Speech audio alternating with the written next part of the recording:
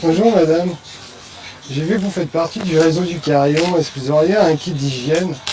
Un kit? Non, Ouais, je peux le je sais pas. fabriquer. Ouais, Puis ça, c'est de l'huile lavande. Ouais. Faites bien attention parce que c'est très glissant. ça sert à quoi l'huile d'albande? C'est un savon. Ok, D'accord, cool. mais c'est de Ouais. l'huile. Alors comme c'est Ouais. très, D'accord. faites attention de ne pas C'est pour glisser la dans la peau. baignoire. Ouais, ça Voilà. va. Je porte plus qu'un sac. En fait, c'est mon pote Wilson. C'est avec lui que j'ai confiance, je peux lui parler. Il est solide. En fait, Wilson, c'est aussi, j'ai ma tante, j'ai mon armoire avec moi, j'ai mon couchage avec moi, et c'est ma maison. Et bonne journée, merci beaucoup. Au revoir. Non, aller utiliser un service chez un commerçant solidaire parce que c'est des commerçants qui offrent des services aux gens qui sont dans le besoin.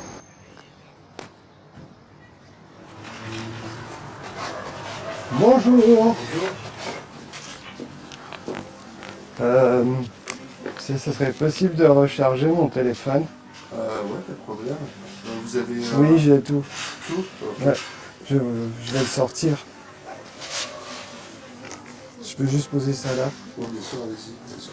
Voilà, ça charge. Merci. De rien. Je continue ce que j'ai à faire. Bah ouais, c'est normal. Moi, je vous remercie. Et de rien, je sais pas, soit vous repassez dans une heure, Ouais, je repasse dans une heure. ouais, soit vous attendez là, comme vous voulez. D'accord. Bah, je vais repasser dans une heure et je vous remercie. Mais de rien, tout à l'heure. Alors. Merci, c'est énorme. Je m'appelle Louis-Xavier Leca et je suis le fondateur du Carillon, un réseau de solidarité locale composé d'habitants, de commerçants et de son domicile. Alors le Carillon est né de la volonté de recréer du lien social entre des populations qui se croisent tous les jours, qui sont voisines, mais qui pour autant ne créent pas vraiment de lien dans la durée. Alors l'utilisation elle est relativement simple, hein. Vous l'avez vu comme Jean-Sébastien l'a fait dans une pharmacie ou dans un petit maraîcher. Il suffit à un sans-domicile de rentrer chez le commerçant, de lui dire qu'il a vu qu'il fait partie du Carillon et de lui demander le service. À partir du moment où le sans-domicile est arrivé à la bonne heure poli, tout se passe bien et le commerçant va jouer le jeu.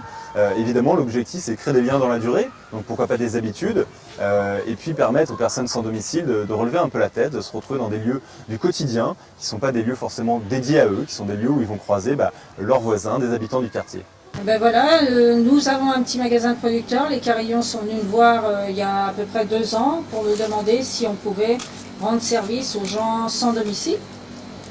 On a accepté bien sûr, donc tous les SDF qui veulent venir pour boire un coup, manger un petit truc, boire un café sont toujours les bienvenus pour aider les gens qui ont beaucoup de soucis de ce côté-là. Et nous on est ravis d'avoir rencontré le Carillon. Alors concrètement, les commerçants s'engagent à offrir des petits services du quotidien. Alors là, les commerçants le font les jours qu'ils veulent, aux horaires qu'ils veulent. Ça permet évidemment de créer un cadre et puis de permettre aux sans-domicile de savoir à quelle porte frapper pour pas encore une fois se faire rejeter. Alors le Carillon s'est créé avec des valeurs assez simples, hein, de casser l'entre-soi, de casser aussi un peu la relation aidant-aidé. Donc c'était important pour nous dès le début d'intégrer des usagers dans l'action et de manière participative. Donc on a créé ce statut d'ambassadeur qui est un premier jalon qui permet à des personnes de se remobiliser, d'être actives, de se sentir utiles dans la société. Ça c'est extrêmement fort. J'ai aussi des missions au Carillon parce que je suis ambassadeur du Carillon. Je vais sensibiliser les gens qui sont dans le besoin comme moi. Je vais distribuer des livrets, ça me socialise, ça me donne une activité. Et puis évidemment, ils sont représentés dans le conseil d'administration, ils ont des réunions dédiées, et le but c'est évidemment de permettre à ces personnes de retrouver la confiance en soi pour demain peut-être aller à une étape plus forte de leur parcours d'insertion. Je pense que la ville de Paris est sur une bonne lancée avec ce pacte parisien.